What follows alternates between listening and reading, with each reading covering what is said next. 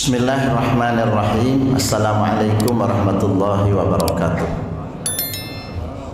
Alhamdulillahirabbil alamin wa bihi nasta'inu ala umurid dunya waddin. Wassalatu wassalamu ala rasulihil amin wa ala alihi wa sahbihi ajma'in. Subhanaka la ilma lana illa ma 'allamtana innaka antal alimul hakim. Asbahna ala fitratil Islam wa kalimatil ikhlas wa ala dini nabiyina Muhammadin sallallahu alaihi wasallam wa ala millati abina Ibrahim hanifa wa ma kana minal musyrikin. Bapak-bapak, ibu-ibu, hadirin sekalian jamaah salat subuh Masjid Mujahidin yang dimuliakan Allah Subhanahu wa taala, dan juga ada adik-adik kita yang dibawa oleh orang tuanya untuk hadir ke masjid ini. Alhamdulillah, mari kita senantiasa bersyukur kehadirat Allah Subhanahu wa taala atas segala limpahan karunia dan nikmat yang telah diberikan oleh Allah Subhanahu wa taala kepada kita. Quran menyatakan bahwa wa in ta'uddu ni'matallahi la tuhsuha. Seandainya engkau mau menghitung nikmat-nikmat Allah yang sudah diberikan itu, la tuhsuha, kalian gak mampu menghitungnya. Ya, kita tidak mampu menghitung betapa banyak nikmat yang telah Allah Subhanahu wa taala berikan kepada kita. Karena itu tugas kita apa? Bersyukur. Wa itta'adzana rabbukum la in syakartum la azidannakum wa la in kafartum inna azabi lasyadid. Tuhan kalian sudah memberi pengumuman. Ta'adzana dari kata-kata adzan, ya, menginformasikan. Ya, Allah sudah memberi informasi kepada kita. La in syakartum, seandainya kalian bersyukur atas nikmat-nikmat tersebut, la azidannakum, pasti Allah akan menambah lagi nikmatnya. Allah akan menambah lagi keberkahannya. Ya. Jadi kalau bini satu, syukuri, pasti ditambah. Lain jumlahnya, Pak, keberkahan hidupnya maksudnya. Ya, berkah hidupnya. Ya. Tapi kalau dikufuri, inna azabi lasyadid, sesungguhnya azab itu amat sangat pedih. Hanya gara-gara kita tidak bersyukur, Pak. Ya. Kira-kira nikmat terbesar apa yang Allah Subhanahu wa taala berikan kepada kita? Hidayah. Ya, nikmat hidayah. Ya. Saya pernah ketemu Habib Quraisy namanya. Dia salah satu pemilik atau punya pesantren besar di Bangil, Dalwa namanya, Darul Lughah wa Da'wah. Lalu kemudian dia pindah ke Kuningan, Cirebon, bikin pondok pesantren. Ya. Dia cerita, dan ini viral, bisa nanti dilihat di Google. Ya. Waktu dia habis pulang di atas pesawat mau ke Indonesia kalau tidak salah, setelah dari Yaman ini. Dan saya ketemu langsung dengan beliau tatkala beliau diundang oleh Provinsi Kalimantan Tengah. Dia ketemu dengan seorang perempuan warga negara Jerman, Pak. Warga negara Jerman. Yang Allah takdirkan Habib ini berada di sampingnya, lalu ngobrol. Ya. Ngobrolnya bahasa Arab, coba. Perempuan ini ngobrolnya bahasa Arab. Ya. Ternyata habis ngobrol bahasa Arab, mereka di atas pesawat Lalu tanya dari mana? Dari Indonesia. Berubah dia pakai bahasa Indonesia, Pak. Perempuan Jerman ini, perempuan tua, berubah bahasa Indonesia. Setelah itu ditanya di Indonesia di mana? Di Jawa. Berubah dia, ngobrolnya bahasa Jawa, Pak. Ngobrolnya bahasa Jawa. Dari bahasa Arab, bahasa Indonesia, bahasa Jawa. Ya. Setelah itu ngobrol banyak, terus dia bilang, saya punya kemampuan untuk berbahasa banyak, lebih dari 10 bahasa, Pak. Ya, bahasa internasional. Ya, terus bahasa daerah itu puluhan lagi yang dia tahu. Lalu kemudian ngobrol lagi, ya, kamu belajar di mana? Ya, kita belajar di Yaman sana, di Habib Umar Al-Hafid, ya, di Tarim. Lalu kemudian dia tanya masalah agama. Ternyata perempuan ini apa, Pak? Semua yang dia sampaikan itu ngerti dia. Ngerti fikih, ngerti tafsir, ngerti ini. Dia bilang saya hafal Quran. Coba, saya hafal Quran. Perempuan ini hafal Quran. Kemudian ditanya masalah Bulughul Maram, juga dia hafal. Riyadhus Shalihin sudah dia baca. Ihya Ulumuddin sudah saya hatam berapa kali katanya. Berapa kali saya hatam kitab Ihya Ulumuddin itu. Lalu sempat dites, ditanya, semua dia paham. Ya, ini luar biasa sekali perempuan ini.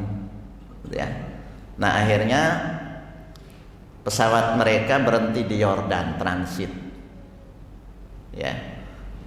Dan dia kalau tidak salah turun di situ. Nah, waktu mau ditolong karena tasnya cukup banyak, ternyata apa yang terlihat? Salibnya terlihat, Pak. Ternyata dia non muslim. Ya, ternyata dia tidak Islam ya. Wah, kagetlah Habib ini. Ya, punya kemampuan bahasa banyak, hafal Quran, tafsir Jalalain dia hafal juga, ya. Banyak sekali hafalannya. Nanti saya akan jelaskan katanya. Ya. Nah, sampailah di tempat transit itu di hotel, lanjut ngobrolnya. Ya. Ya, ibu punya kemampuan sedemikian banyak. Saya kira Anda Islam, ternyata tidak. Dia bilang apa? Saya ateis. Saya tidak beragama. Ya. Apa pesannya? Pesannya jaga Indonesia dengan baik. Ya, jaga Indonesia karena apa? Ya rawan lah. Ini banyak hal yang akan diserang orang negara kita ini. Informasi dari dia, ya. Dan juga apa? Kata dia, doakan saya agar saya dapat hidayah. Coba. Jadi betapa mahal Pak hidayah itu.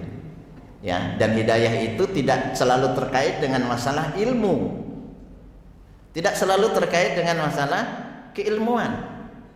Ya, memang di akhir hayatnya ya nggak jelas dia ini apakah masuk Islam atau tidak. Dia sudah meninggal, tapi di pemakamannya itu dia menuliskan kata-kata dari Ali bin Abi Thalib. Di kuburannya itu dia tulis salah satu tulisan, ya. Semua orang itu tertidur katanya. Semua orang di dunia ini tertidur. Tatkala dia diwafatkan barulah nanti dia bangun. Entah maksudnya apa, tapi dia mengutip kata-kata itu. Nah, disitulah kemudian Habib mengatakan betapa mahalnya sebuah hidayah. Ya, dia dengan sedemikian banyak ilmunya, sudah baca Quran, tapi Allah takdirkan dia nggak dapat hidayah, nggak mau masuk Islam, nggak mau dia masuk Islam. Nah, oleh karena itulah tidak ada doa yang paling sering kita minta kecuali hidayah. Ihdinas siratal mustaqim. Ya Allah beri kami hidayah ke jalan yang lurus. Jalan lurus. 17 kali minimal kita mengatakan itu kepada Allah Subhanahu wa taala. Betapa mahalnya hidayah ini. Bukankah Nabi sendiri tidak bisa ngasih hidayah kepada pamannya Abu Thalib yang juga membantu dia di dalam dakwahnya? Ya, luar biasa bantuan Abu Thalib itu. Ya. Jadi selama Abu Thalib hidup, tidak ada yang berani mengganggu Nabi secara fisik. Secara fisik. Tapi kalau teror itu kan teror mental. Ya. Karena itu di negara kita ada revolusi mental. Tapi kalau salah baca mental. Kalau salah baca, ya kan? Revolusinya nggak jalan, artinya mental dia. Ya, revolusi mental ya bahasanya gitu ya. Nah, teror mental, Nabi dibilang kahin, apa artinya? Dukun. Ya. Kenapa Nabi dibilang dukun? Karena dianggap Quran itu mantra, seperti ayat Quran yang dibaca tadi. Begitu orang Arab dengar, idza syamsu kuwirat wa idzan nujumu qadarat wa idzal jibalu suyirat wa idzal isyaru utilat. Lalu dibaca lagi sholat, ya kan? Coba orang pertama kali lihat orang sholat, Pak. Pertama kali lihat orang sholat, coba ada tangan bergerak, lalu qomat kami sendiri, tiba-tiba ruku, tiba-tiba sujud, kan? Ini apa ini? Praktek apa ini? Begitu juga orang dulu, sehingga Nabi disebut kahin, ini dukun ini. Yang dibaca mantra. Ternyata nggak jadi dia bilang mantra, dia bilang apa? Oh, ini syair. Nabi penyair. Ya, nggak pas juga. Sahir katanya. Apa sahir? Tukang sihir. Ya, itu kan teror mental. Ya. Lalu Nabi dibilang kadzab, pendusta, pembohong. Asatirul awwalin, membawa dongeng orang-orang dulu. Kena Quran cerita tentang para nabi kan, para nabi, kisasul anbiya, kisah-kisah. Ya, hampir separuh Quran tuh kisah. Sampai ada satu surah namanya Al-Qasas. Ada cerita Ali Imran, ada Dahud, ada Yusuf, ya ada Maryam. Ini kan cerita-cerita. Wah, ini asatirul awalin katanya, dongeng orang-orang dulu. Ya. Nabi dibilang sakit sor'a itu penyakit ayan, Pak. Nabi dituduh punya penyakit ayan. Gara-garanya apa kira-kira? Nabi itu kalau dapat wahyu, ya, gemetar.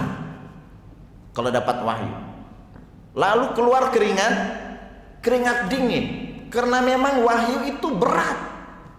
Lau anzalnal Qur'ana ala jabal, seandainya Quran ini turun kepada gunung, hancur gunung itu, Pak. Jadi beban itu. Sehingga Quran mengatakan inna sanulqi 'alaika qaulan tsaqila. Qaulan tsaqil. Quran itu berat, qaulan tsaqil. Berat. Sehingga pernah seandainya Nabi dapat wahyu sedang berada di atas onta, yabruk, ambruk tuh, langsung terduduk itu ontanya. Berat, Pak. Karena itu Nabi menahan itu dalam kondisi dingin, keringat, terkadang minta diselimuti. Orang kalau melihat seperti ini apa katanya? Sakit ayan. Ya, karena gemetar. Nah, Nabi juga dituduh seperti itu. Ya. Nah, tuduhan itu ya tidak ngefek lah sama Nabi. Coba, padahal Nabi asalnya diberi gelar apa, Pak, sama masyarakatnya? Al-Amin. Coba, orang yang bisa dipercaya berubah total gara-gara dia berdakwah, gara-gara dia menyampaikan risalah Islam ini, jadi musuh semuanya, berubah semuanya gelar Al-Amin yang justru dulu itu juga dari mereka juga, ya. Nah, akhirnya Abu Thalib lah yang menjadi tameng, ya. Wafat Abu Thalib, ya. Tatkala dia mau wafat, lagi sakaratul maut, sakit menjelang kematiannya, datang Nabi. Ya ammi, qul la ilaha illallah, ya ammi qul la ilaha illallah. Ya. Katakanlah la ilaha illallah wahai pamanku. Saya akan bela engkau nanti dengan ucapan ini. Ya, Nabi bisa ngasih syafaat kan. Sementara pada saat itu hadir juga siapa? Pembesar-pembesar Quraisy. Hadir juga pada saat itu. Lalu mengatakan, apakah kamu akan meninggalkan agama nenek moyangmu? Apa kata dunia? Apa kata dunia? Apa kata masyarakat? Nah, jadi hati-hati Pak. Gengsi, ya, takut nama baik tercemar, lalu kemudian meninggalkan hidayah. Sampai akhir hayatnya dia tidak bisa mengucapkan atau tidak mau mengucapkan kalimat syahadat. Padahal ya, sepanjang hayat Nabi sampai dia wafat, dia bantu Nabi. Coba, sepanjang dia masih hidup, ya, sampai terakhir itu ada tawaran kepada Nabi lewat Abu Thalib.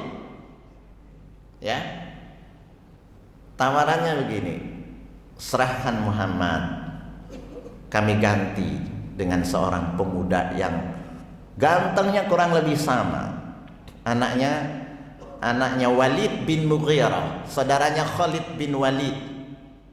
Ya, serahkan Muhammad kepada kami ganti. Kata Abu Thalib, ente waras apa ngasih solusi seperti ini? Ya, saya serahkan ponakanmu untuk kalian bunuh, sementara Anda serahkan anak-anak untuk saya pelihara. Ini gimana nih logikanya? Ya, sampai seperti itu tawarannya. Sampai kemudian mereka mengatakan, sudah kamu tidak perlu turut campur, diam saja. Ya, biar kami berurusan langsung dengan Muhammad. Disampaikanlah oleh Abi Thalib kepada Nabi. Nah, Nabi merasa bahwa pamannya sudah lagi tidak membelanya. Ya nggak masalah, dia bilang. Lalu apa yang dia katakan kepada pamannya? Wallahi law wada'u syamsa fi yamini wal qamara fi yasari an atruka hadzal amr lan atrukahu hatta amuta dunahu. Wahai pamanku, seandainya matahari diletakkan di tangan kanan, ya, lalu rembulan di tangan kiri, saya dikasih kekuasaan begitu besar sampai matahari dan bulan ada di sini, bulan bintang, ya, bulan bintang, ya, agar saya meninggalkan urusan dakwah ini, tidak akan pernah saya tinggal sehingga saya harus mati karenanya.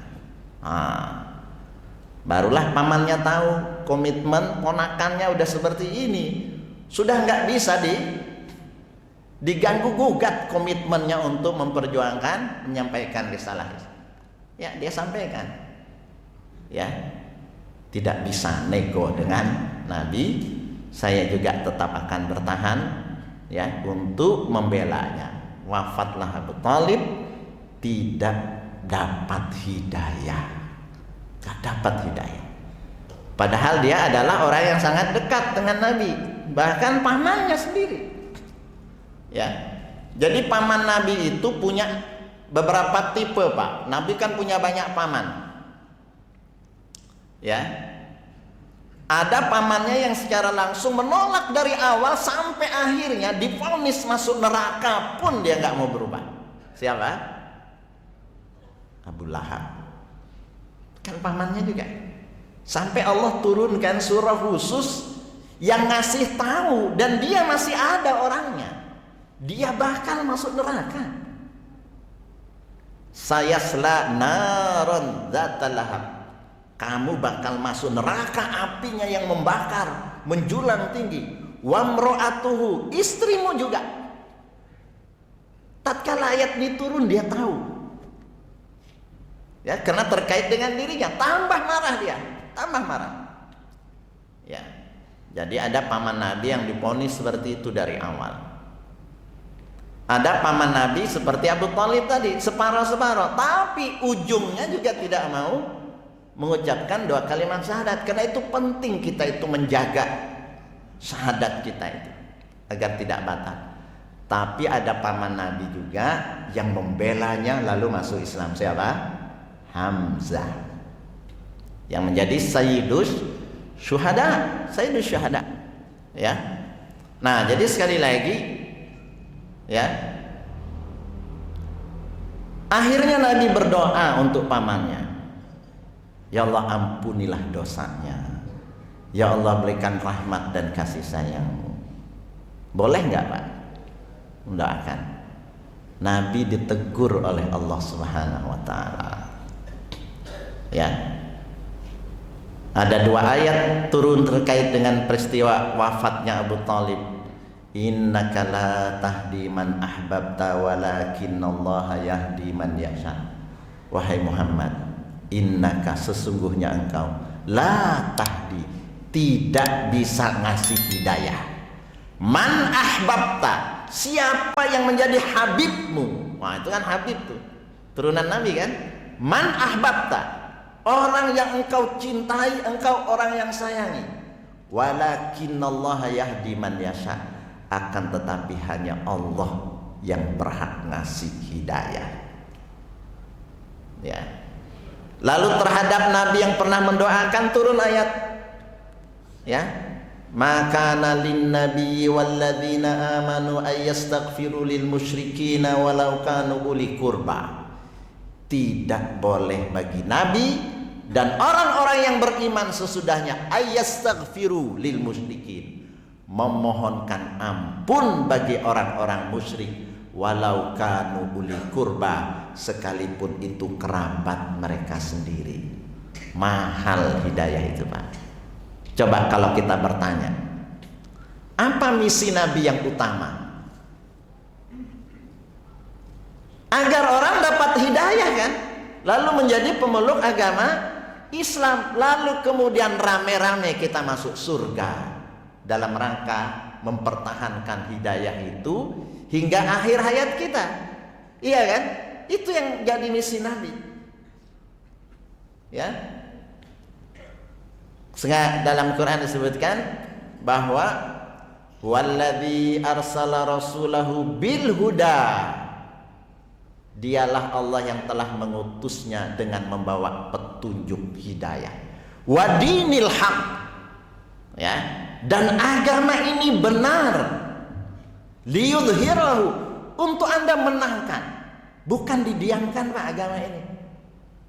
Bukan diajak tidur agama ini. Bukan dilemahkan. Tapi sejak awal Nabi diutus izhar, tampakkanlah agama ini ala dini kullihi, di atas agama-agama yang lain. Ala dini kulli, semuanya.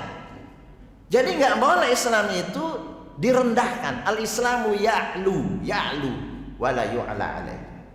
Tugas kita, jangan sampai ada orang yang merendahkan, melecehkan, apalagi lalu kemudian membantai umat Islam, lalu kemudian kita mendiamkan. Ini dinul haq, agama yang Allah ridhoi. Apa kata Allah? Al-yauma akmaltu lakum dinakum wa atmamtu alaikum ni'mati wa raditu lakumul islama dina. Aku sudah sempurnakan agama ini untuk kalian. Aku sudah lengkapkan nikmatku untuk kalian. Islam itu kenikmatan luar biasa. Wa atmamtu alaikum ni'mati. Lalu apa kata Allah? Raditu lakumul islam dina. Allah ridho Islam ini menjadi agama kita. Masa kita nggak ridho, nggak berusaha meridhoi? Karena itulah diantara zikir, ya, yang dianjurkan dibaca waktu pagi dan petang apa? Raditu billahi rabba wa bil islami dina wa bi muhammadin nabiyya wa rasulah. Kan itu zikir kita untuk mengingat diri kita, ya. Alhamdulillah Bapak Ibu dapat hidayah tanpa kerja lelah. Coba Bapak rasakan. Pernahkah kita merasa betul-betul memperjuangkan hidayah ini, lalu kemudian seperti yang dilakukan Nabi dulu, berdarah-darah mempertahankan hidayah ini, ya kan, mendakwahkan Islam ini. Allah takdirkan kita ini dapat hidayah tanpa kerja lelah, tanpa berpayah-payah kita ini. Maka mari kita syukuri hidayah ini, ya. Khotib tiap Jumat mengingatkan tentang hidayah, nikmat Islam ini. Ya ayyuhalladzina amanu, wahai orang-orang yang sudah diberikan hidayah untuk menjadi mukmin, ittaqullah haqqa tuqatih. Tolong jangan dibiarkan iman itu levelnya segitu-gitu saja, kira-kira begitu. Tingkatkan dia sampai derajat takwa. Karena hanya dengan modal takwa itu kamu mudah masuk surga. Ya, coba Bapak, Ibu perhatikan. Ya, senantiasa surga itu diberikan kepada siapa? Innalil muttaqina mafaza. Mafaza itu surga, tempat keberuntungan. Wasari'u ila maghfiratin mir rabbikum wa jannatin 'arduhas samawati wal ard u'iddat lil muttaqin. Surga itu disediakan bagi orang-orang yang bertakwa. Ya. Sehingga tugas kita adalah tolong modal yang sudah Allah kasih berupa hidayah iman itu dia bisa hilang, Pak, kalau kita tidak berusaha meningkatkannya sampai level takwa. Karena itu apa kata Allah? Fatazawwadu fa inna khairaz zadi taqwa. Persiapkanlah bekal menuju akhirat. Karena sebaik bekal itu takwa. Khairuz zad. Inna akramakum indallahi atqakum. Orang yang paling mulia di sisi Allah adalah orang yang paling takwa. Sederhananya takwa itu adalah apa? Ya, memilih dan melaksanakan yang terbaik, Pak. Memilih dari sekian banyak amal itu mana yang terbaik? Ya. Umar bertanya kepada Ubay sebagai seorang khalifah. Ya Ubay, mat taqwa, katanya. Wahai Ubay, apakah takwa itu? Ya Amirul Mukminin, pernahkah Anda berjalan di satu jalan fihi syauq, lalu di jalan itu ada duri, ada lubang. Apa yang Anda harus lakukan? Menghindar dari lubang. Menghindarlah dari duri. Hadza huwa taqwa. Hindarilah dirimu tatkala berjalan dalam kehidupan ini, banyak lubang maksiat, banyak kemungkaran. Anda menghindar sampai kemudian sampai tujuan. Itulah takwa, memilih jalan. Ya, memilih jalan yang terbaik untuk fa'alhamaha fujuraha wa taqwaha. Ini ada jalan fujur, tapi ada jalan takwa. Kita diilhami dengan dua jalan ini, tapi pilihlah ya jalan yang menuju ketakwaan itu, jalan yang menuju takwa. Negeri ini alhamdulillah mayoritasnya muslim, bangsa terbesar Pak. Ya, tidakkah kita sadar bahwa peluang orang Indonesia masuk surga, ya kan, secara kuantitas lebih besar dibandingkan negara lain. Karena syarat dan tiket kita mengucapkan dua kalimat syahadat yang dulu tidak dilakukan oleh Abu Thalib, itu sudah kita dapatkan tiketnya. Muslim kita. Allah ridho dengan kita semuanya. Ya. Tapi sekali lagi, nikmat itu harus diapakan tadi? Disyukuri. Kalau tidak disyukuri, sesungguhnya azabku itu adalah amat sangat pedih. Bisa saja akhirnya nikmat itu diambil. Al-imanu yazidu wa yanqusu, yazidu bi ta'ati wa yanqusu bil ma'siyah.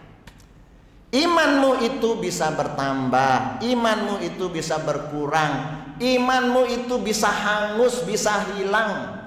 Nabi menggambarkan kalhasid, ya, seperti apa itu, karpet dari purun. Apa itu dari purun itu, ya? Ya. Lalu kemudian lama dia tidak dipakai, jadinya apa dia? Usang, kan, hancur. Hancur begitu. Begitulah gambaran iman itu kalau kemudian tidak ditambah. Yazidu bitta'ah dia. Dia bertambah dengan ketaatan bapak ibu, rajin sholat, tilawah Quran, hadir majelis taklim, puasa sunnah, qiyamul lail. Itulah yang kemudian akan merawat dan menjaga iman. Yangkus, berkurang, bahkan bisa hilang bil maksiat, karena kemaksiatan yang kita kerjakan. Daraballahu mathalan, Allah membuat sebuah contoh. Kanat qaryatan aminatan mutmainnah. Dulu, kata Allah, kanat, ya, untuk menceritakan sesuatu yang lampau. Ada negeri qaryatan kanat aminatan mutmainnah. Ya, negeri ini aman, tenang, ya, bahagia. Ya'ti harizquha ragadan min kulli makan. Datang rizki luar biasa, min kulli makan, dari segenap penjuru. Tapi apa yang terjadi? Fakafarat bi an'umillah, disebutkan. Tapi negeri itu kufur nikmat. Bi an'umillah, terhadap nikmat Allah. Nikmat terbesar apa tadi? Iman, hidayah.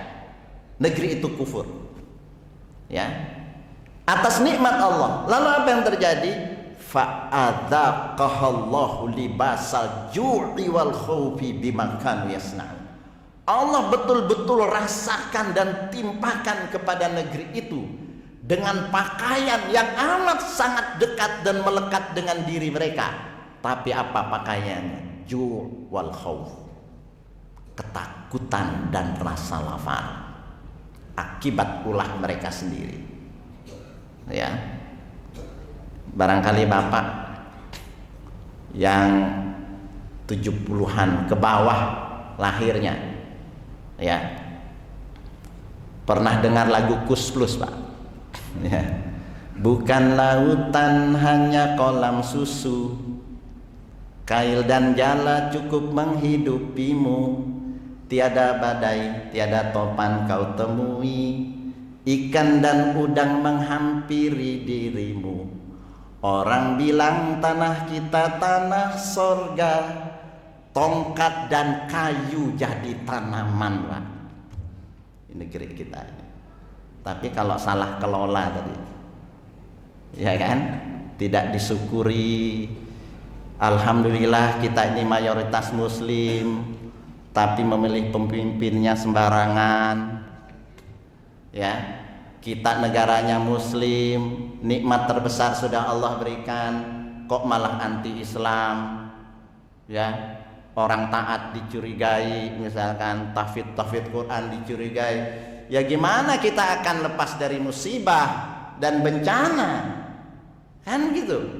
Karena ini nikmat terbesar yang Allah Subhanahu wa taala berikan kepada kita. Ingat, ketakwaan itu memilih.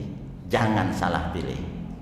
Ya, ketakwaan itu adalah memilih yang terbaik. Sebentar lagi kita akan ada pemilu namanya.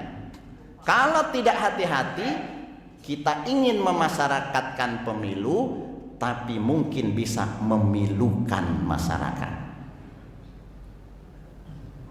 Ya, akhirnya kita ini kena janji-janji saja, ya, masyarakat.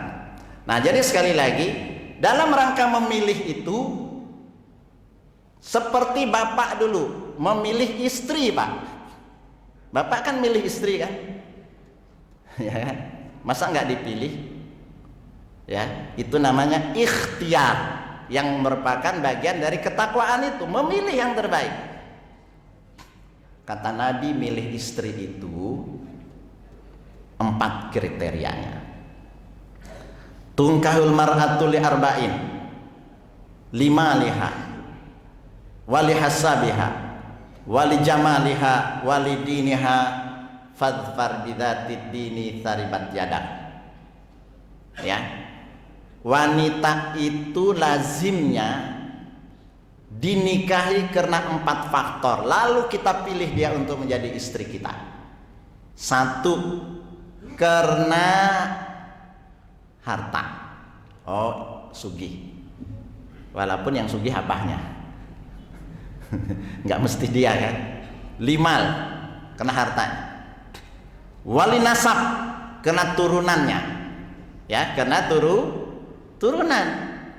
Ada orang komitmen, pokoknya aku nikah sesama satu suku. Wah, saya akan memilih calon istri karena sama-sama orang Banjar.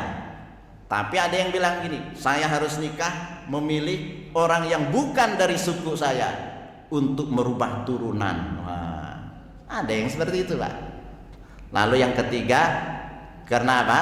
Jamaliha, karena faktor kecantikan fisiknya kita pilih. Wali diniha, lalu karena faktor prioritaskan. Fadfar itu prioritaskan yang beragama, maka dirimu akan selamat. Sekarang kita rubah, Pak.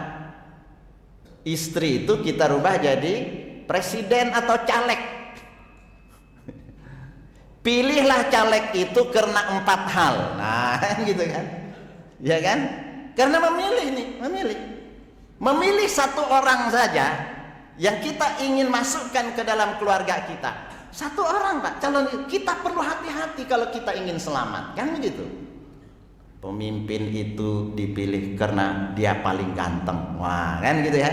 Pemilih itu saya akan pilih karena dia paling banyak duitnya. Nanti terjadi dia bagi-bagi duit. Bisa jadi.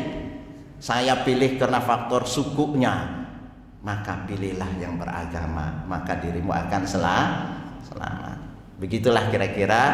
Dan ini adalah juga bagian dari takwa kita kepada Allah Subhanahu wa taala.